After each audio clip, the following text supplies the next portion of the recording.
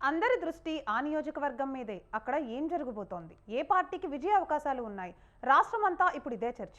కాకినాడ జిల్లా పిఠాపురం నియోజకవర్గం ఇప్పుడు హాట్ టాపిక్ గా మారింది. ఈ నియోజకవర్గం నుండి పవన్ కళ్యాణ్ పోటీ చేయడంతో విజయ అవకాశాలు ఎవరిని వర్తిస్తాయి అన్న ఆసక్తిగా చూస్తున్నారు జనాలు. ఓవైపు వైసీపీ దూకుడు పెంచి అన్ని వర్గాలకు కలుపుకుపోయే ప్రయత్నాలు చేస్తుంటే, మరోవైపు జనసేన వర్గాల్లో నైరాశ్యమే కనిపిస్తోంది. వైసీపీ అభ్యర్థి వంగా గీత తన ప్రచారాన్ని ప్రారంభించినా జనసేన నేతలు ప్రచారాన్ని ఇంకా ప్రారంభించనే లేదు. పవన్ కళ్యాణ్ వారాహి యాత్రతోనైనా జనసేన వర్గాల్లో ఉత్సాహం వస్తుందని నేతలు భావిస్తున్నా, పిఠాపురం రాజకీయ పరిస్థితిపై మా ప్రతినిధి నవీన్ రాజ్ అందిస్తున్న గ్రౌండ్ రిపోర్ట్. చుట్టూనే తిరుగుతున్నాయి.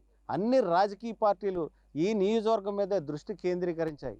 జనసేన అధినేత పవన్ కళ్యాణ్ ఈ నియోజకవర్గం నుంచి పోటీ చేస్తారని ప్రకటించిన తర్వాత వైసీపీ మాత్రం దూకుడు పెంచిందనే చెప్పొచ్చు.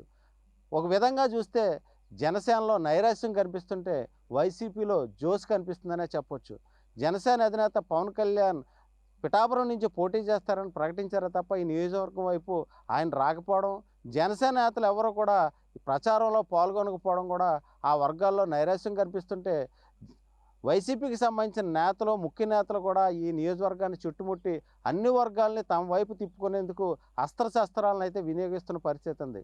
సీఎం జగన్మోహన్ రెడ్డి కూడా ఈ నియోజకవర్గం మీద దృష్టి కేంద్రీకరించి కినుకు వహించిన ఎమ్మెల్యే పెండుం దొరబాబును కూడా పిలిపించి ఈ నియోజకవర్గంలో వైసీపీ గెలవాలి, నీదే బాధ్యత అని కూడా ఆయన చెప్పడంతో దొరబాబు కూడా వైసీపీ విజయాన్ని కృషి చేస్తా అని చెప్పడం జరిగింది. అదేవిధంగా గత ఎన్నికల్లో జనసేన నుంచి పోటీ చేసిన మాకినీడి శేషకుమారి ఆ పార్టీకి దూరంగా ఉండడంతో ఆమెను కూడా జగన్మోహన్ రెడ్డి పిలిపించుకుని వైసీపీ గెలుపుకి మీరు కృషి చేయాలని చెప్పేసి ఆమెను కూడా కోరడం జరిగింది. ఇలా వైసీపీకి సంబంధించిన అగ్ర నేతలు కూడా ఈ నియోజకవర్గంలో దృష్టి కేంద్రీకరించారు. కానీ జనసేనకు సంబంధించిన ఏ విధమైన ప్రచారం జరగడం లేదు. అదేవిధంగా జనసేనకు సంబంధించిన ఇన్ఛార్జ్ కూడా ఈ నియోజకవర్గంలో ప్రచారం చేయకపోవడంతో కొంచెం నైరాశ్యం కనిపిస్తుందని చెప్పొచ్చు. అదేవిధంగా వైసీపీకి సంబంధించిన అభ్యర్థి వంగా గీత అయితే 4 రోజుల క్రితమే ఇక్కడ ప్రచారం ప్రారంభించారు. అన్ని వర్గాలను కలుపుకుని ముందుకు వెళ్తున్నారు. కానీ పవన్ కళ్యాణ్ రాకపోవడంతో కొంచెం ఇక్కడైతే కనుక ఇబ్బందులు అయితే కనిపిస్తున్నాయని చెప్పేసి ఆ జనసేనకు సంబంధించిన నేతలు అయితే చెప్తున్నారు. అయితే